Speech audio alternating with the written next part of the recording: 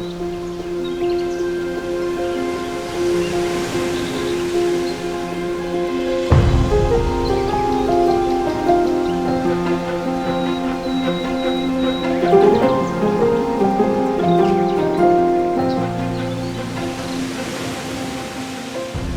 Pilipinas ay isang bansang hinubog ng katubigan kung saan ang seguridad sa pagkain, kabuhayan at kalikasan ay samut-saring mga hamon na kailangan tugunan.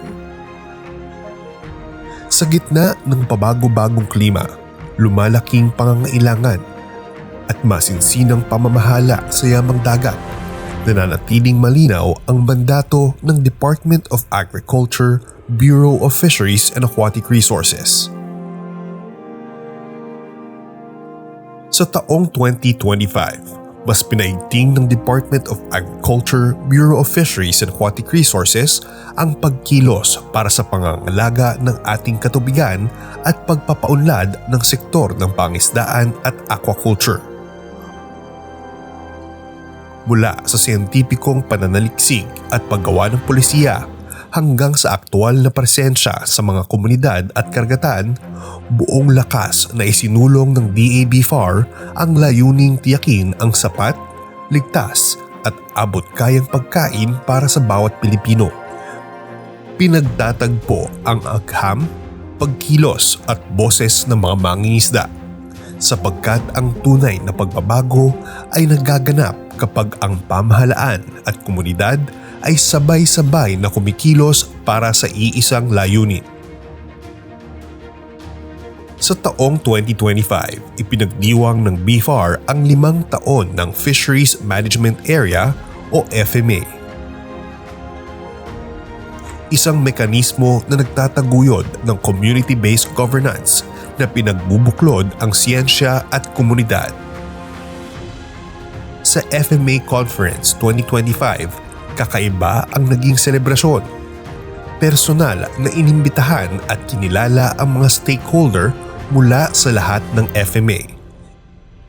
Ibinahagi ang mga success stories at poster exhibit ng mga FMACs bilang patunay ng pagbabago sa lupa at dagat.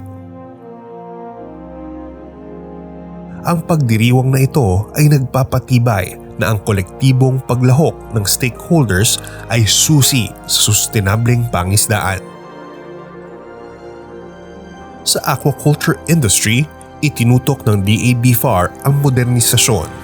Inilunsad at pinagtibay ang mga plano na naglalayong gawing mas sigurado at sustainable ang produksyon, kasama ang pagpapaunlad ng hatcheries, teknolohiya sa broodstock, at pagpapatayo ng mga feed mills na nagpapababa ng gastos sa pag-aalaga ng isda at nagpapataas ng kita ng mga fish farmers.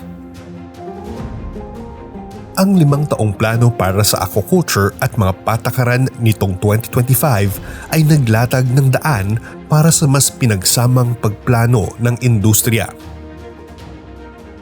Resulta, mas matatag na kita para sa mga fish farmers at mas maayos na supply ng pagkaing dagat sa pamilihan. Praktikal at pangmatagalang pamumuhunan ang isa sa mga tampok noong 2025, ang pagpapatayo ng mga bagong integrated aquaculture complexes na nagpapalakas sa supply chain at nagpapabawas ng post-harvest losses. Sinmulan ang mga pagbuo ng mga feed mill projects sa ilang rehiyon upang suportahan ang lokal na produksyon ng isda. Ilang groundbreaking din ang isinagawa para sa mga integrated fisheries complex gaya ng Zamboanga Peninsula Integrated Project. Isang hakbang tungo sa mas malakihang produktibidad at matibay na infrastrukturang maglilingkod sa mga komunidad. Pinalakas din ng BFAR ang kapasidad sa dagat sa pamamagitan ng pagrehistro at pag-aaproba ng mga bagong fishing vessels at paglalaan ng mga modernong patrol assets upang protektahan ang ating mga mangisda at ang soberanya ng ating likas yaman. Sa West Philippine Sea, Nanindigan ang BFAR para sa seguridad at proteksyon ng ating mangingisda. Pinahusay ang patrolling at maritime coordination kasama ang iba pang ahensya upang tiyakin ang kaligtasan sa laot at proteksyon ng karapatan ng ating mga mangingisda. Higit pa sa usapin ng enforcement, patuloy na isinasagawa ang mga operasyon upang magbigay kumpiyansa at proteksyon sa ating mga mangingisdang kumakayod sa ating karagatan. Ang Pilipinas ay patuloy na lumalakas bilang kalahok sa pandaigdigang industriya ng tuna. Noong 2025, ipinagpatuloy ng DA-BFAR ang pakikipag-ugnayan sa mga internasyonal na pagpupulong at konsultasyon upang isulong ang responsableng pangingisda at palakasin ang kooperasyon sa mga karatig bansa, partikular sa Asia-Pasipiko. Isa sa mga pangunahing layunin at tagumpay ng DA-BFAR ang pagpapatibay ng traceability sa sektor ng tuna bilang mahalagang hakbang sa pagtanggi ng ligtas na daungan o safe harbor para sa mga ilegal na mangingisda at sa mahigpit na pagpapatupad ng mga regional na mandato sa huli ng tuna. Sa pamamagitan ng mga teknikal at diplomatikong ugnayan, ipinakita ng BFAR na ang Pilipinas ay isang aktibo at responsableng kasapi sa regional fisheries governance. Upang gawing mas organisado at legal ang paggamit ng yamang tubig, pinalawak ang pagpapatupad ng Fishery Lease Agreement o FLA. Ang mga bagong FLAs na naitatag noong 2025 ay nagbigay ng malinaw na mekanismo para sa responsableng paggamit, pataas na kita at pagprotekta sa mga coastal resources na nangangahulugang mas maayos na pamamahala at pangmatagalang benepisyo para sa mga lokal na komunidad. Hindi magtatagumpay ang sektor kung walang matibay na ebidensya. Sa taong 2025, pinaiting at pinabilis ng BFAR ang pananaliksik, kabalikat ang National Fisheries Research Development Institute mula sa stock assessment, hatchery science, aquaculture research, pati ang mga pag-aaral sa post-harvest technologies. Ang mga bagong resulta at rekomendasyon ay naging gabay sa polisiya at pagpapatupad sa lokal na antas na nagpapaangat sa integridad ng pamamahala at produktibidad. Hindi lamang isda ang pinagtuunan ng pansin. Muling binuhay ang artisanal salt at mga salt-based industry MSMEs na nagbibigay ng dagdag na kita sa mga baybaying komunidad.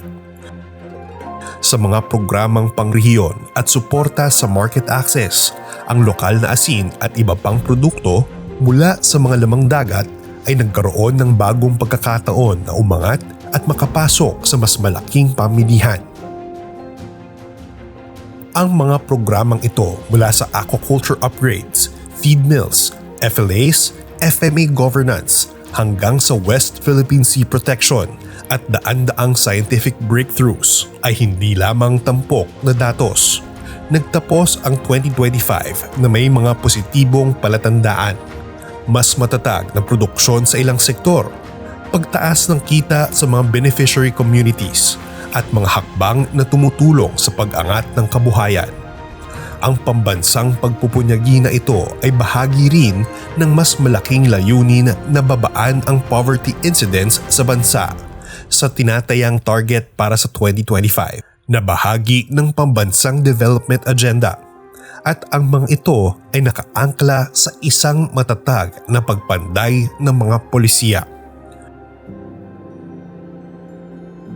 Sa taong 2025, siyam na Fisheries Administrative Orders at BFAR Administrative Circulars ang nabuo matapos ang masusing pagtalakay ng National Fisheries and Aquatic Resources Management Council. Ilan sa mga ito ay ang FAO 201-1 Series of 2025, FAO number 273 Series of 2025, FAO number 274 Series of 2025, BAC number 001 Series of 2025. Ang mga bagong pulisiyang ito ay magbibigay lakas sa mga programa at proyektong isinagawa upang patuloy na paunlarin ang pangisdaan ng Pilipinas at proteksyonan ang kalusugan ng mga Pilipino at natural na sari-buhay o biodiversity ng kalikasan. Sa lahat ng programa at pulisiya, lahat ay kasali, mga kababaihan at mga kabataan. Sa puso ng bawat programa ay ang mangingisdang Pilipino. Sa nagdaang taon, siniguro ng BFAR na maging inklusibo ang mga programa. Pinalakas ang partisipasyon ng kababaihan, kabataan at marhinalisadong grupo sa pag-iensayo, pagbuo ng mga polisiya at pagtuklas ng mga oportunidad. Sapagkat alam natin, ang kaunlaran ay di kumpleto kung may naiiwan. Ang tagumpay ng 2025 ay hindi nangyari mag-isa. Pinagtutulungan ito ng mga proyekto at partners gaya ng Fish Corps, isang 7 taong World Bank-funded initiative na tumutulong sa pagpapatibay ng FMA governance, research at capacity building sa ilang priority FMAs na sinisiguro na ang mga plano ay maisa sa katuparan sa komunidad. Sa internasyonal na entablado, aktibo ring nakilahok ang BFAR sa mga forum at technical exchanges upang dalhin sa bansa ang pinakabago at pinakamatatalas na polisiya sa pangangalaga sa katubigan. Hindi nagtatapos sa 2025 ang mga gawain, nananatili ang mga hamon, mga epekto ng climate change, banta ng illegal fishing, at ang patuloy na pangangailangan na palakasin ang produksyon at kabuhayan sa kanayunan. Ngunit malinaw ang tatahakin. Sa darating na 2026, patitibayin ng DABFAR ang pamumuhunan sa infrastruktura at teknolohiya, palalawakin ang siyentipikong pananaliksik at serbisyong teknikal, at higit pang paiigtingin ang pakikipag-ugnayan sa mga komunidad at pandaigdigang katuwang. Sa sama-samang pagkilos, nananatiling buhay ang pag-asa para sa mas matatag na sektor ng pangisdaan, mas ligtas na pagkain at mas maunlad na kinabukasan